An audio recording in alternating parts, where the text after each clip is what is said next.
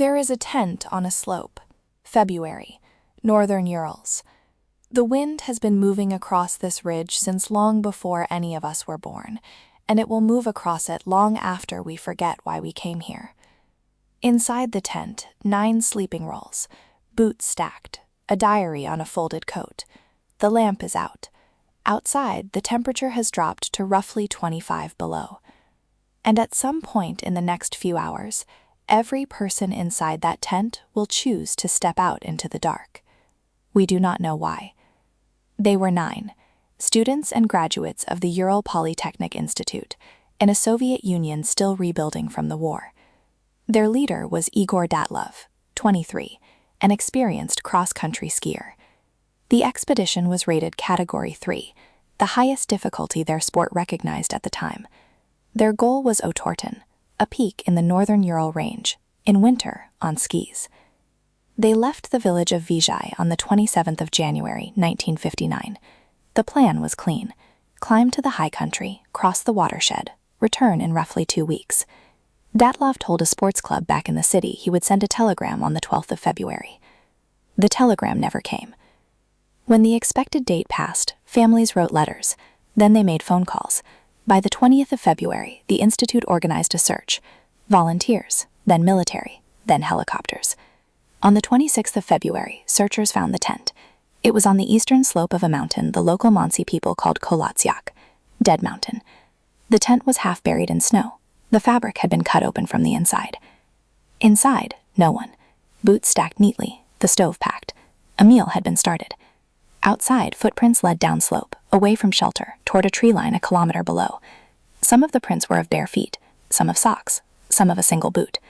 The wind had filled in most of them, but enough remained to count. 9 sets of feet, walking, not running, in line, into the night. The first bodies were found near the tree line. 2 men, in their underwear, beneath a large cedar. There were burns on their hands. Branches above them, several meters up, had been broken, as if someone had climbed in the dark to look back the way they had come. 3 more were found between the cedar and the tent. Among them, Datlov himself, lying as if he had been trying to crawl back uphill. The remaining 4 were not recovered until May. The snow had to melt. They lay in a ravine, a few hundred meters further down, under more than 3 meters of compacted ice.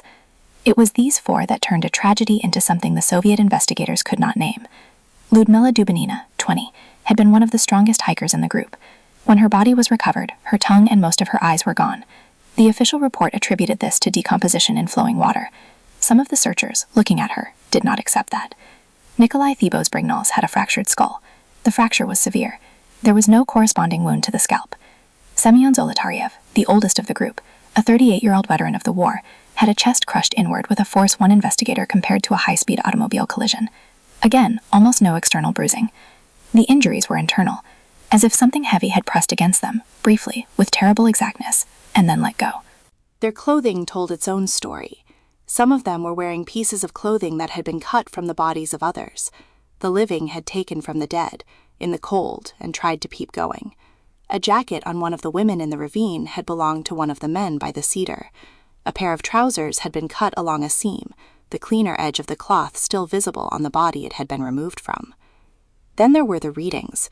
Some of the recovered clothing tested positive for low-level radioactive contamination, not at levels that suggested a weapon, but at levels that did not belong on the wool of 9 winter hikers in a remote Soviet forest. The official inquest, opened that spring, lasted 3 months. Lev Ivanov, the lead investigator, interviewed everyone he could reach: searchers, family members, the local Mansi who had been suspected at first and then quietly cleared. He examined the tent, the cuts, the footprints, the wounds. He logged statements about strange lights in the sky seen by other expeditions in the region around the same dates, and he did not pretend they did not exist. He simply could not place them, and on the 28th of May he closed the file. The cause of death, his report stated, was a compelling natural force, the precise nature of which the investigation could not determine. The case was sealed. Some of its files were classified. The families of the dead were told only that their children had perished in the mountains. The diaries of the hikers, photographs from their cameras, the radiological readings, most of it would not be released for another 30 years. In the city of Sverdlovsk, the Institute held a memorial. The graves were dug close together, by request of the families, so that the 9 would not be alone. For 3 decades, Dyatlov Pass was a silence the state preferred. Then, in the early 1990s, the archives opened, and the names came back. Yuri Kontsevich, who as a boy had watched the funerals in Sverdlovsk, founded a foundation in their memory and began to lobby for re-examination. Researchers came, journalists came. Some of the original searchers, by then old men, sat down and went over what they had seen. The theories accumulated, careful at first, then less careful. A military weapons test gone wrong, a dispute with the local Monsi, infrasound from the wind across the slope, which can produce panic in the human ear, an avalanche, partial and missed by the searchers, a katabatic wind, dense cold air falling off the ridge with the weight of a wall, even in some quarters, things that do not have names in any official report. In 2019, the Russian Federation reopened the case. The investigators were narrower than the public had hoped. They considered 3 natural scenarios: avalanche, hurricane-force wind, and snow slab. In 2020, they announced their conclusion. A small slab avalanche, they said, had compromised the tent. The hikers had cut their way out, fled to the trees in the dark, and died of cold and impact injuries before they could return. In 2021, 2 engineers in Switzerland, Johann Gaume and Alexander Puzren, published a paper in the journal Nature Communications, modeling how a delayed slab release on a slope of just under 30 degrees could account for the unusual injuries. They borrowed crash test data from automotive research to estimate how a slow-moving block of compacted snow, the size of a small car, could fracture a chest or a skull while leaving little visible mark on the skin. The math was elegant. The peer-reviewed verdict, in the language of physics, was plausible. It was not, for some, an answer. Survivors of the original searchers pointed out things the slab model could not place. The tent was on a windswept slope where serious avalanches had never been recorded. Some of the wounds did not pattern with falling snow. The footprint showed an organized, not a panicked descent. The radiological readings, the missing tissue, the time of night, the diary entries that grew suddenly cryptic in the final pages. The official record now reads, compelling natural force, specifics unidentified, a sentence almost identical to the one Lev Ivanov closed the file with in 1959. 67 years. That is the distance now between us and the night on Coldest Yakel. The witnesses are mostly gone. Yuri Yudin, who had turned back from the expedition days earlier because of illness and so survived to bury his friends, lived into old age and was buried by his own request beside them. He died still believing that what happened on the slope was not what the official report said. The bodies were autopsied, the cameras were developed, the diaries were copied. The trees the men climbed are still standing, or fallen by now into the same soil. The slope itself is unchanged in any way a satellite can measure, and we still cannot say, with the kind of certainty a record requires, what made 9 experienced young people cut their way out of a sound tent, in the dark, in 25 below, and walk in line down a mountain. Some questions resolve themselves through patience. Most do. A war ends, a document is declassified. A witness, finally old enough to lose nothing by speaking, speaks. The record fills in. Some questions don't. What we have instead is a row of graves in a Yekaterinburg cemetery. 2 diaries, one of them broken off mid-sentence. A few photographs. The last frame from one of the cameras shows nothing identifiable, only a smear of light against darkness, and we do not know if it was taken on purpose.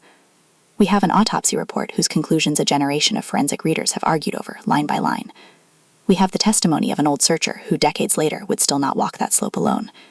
We have a slope, and a tree line, and a ravine, and a wind that has not stopped blowing since. We have 9 names. Igor Dyatlov, Zinaida Kolmogoeva, Rustem Slobodin, Yuri Krivonishenko, Yuri Doroshenko, Nikolai Thibault Brignoles, Ludmila Dubinina, Alexander Kolovatov, Semyon Zolotaryov.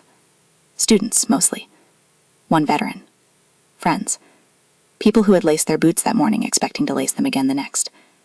A natural force, the file says, the exact nature of which the investigation could not determine.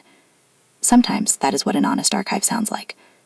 I keep a folder for the cases that resist closure. Dyatlov is in it. Not because I think there is some final answer hidden in a Soviet vault waiting to be found. There may not be. I keep it because the act of leaving a file open is itself a kind of respect. The mountain has its name back. Dead Mountain. The Monsi gave it that name long before 9 students walked up its eastern slope, and they were not, it turns out, wrong about it. If the unfinished histories trouble you the way they trouble me, there is another file, already on the desk, waiting.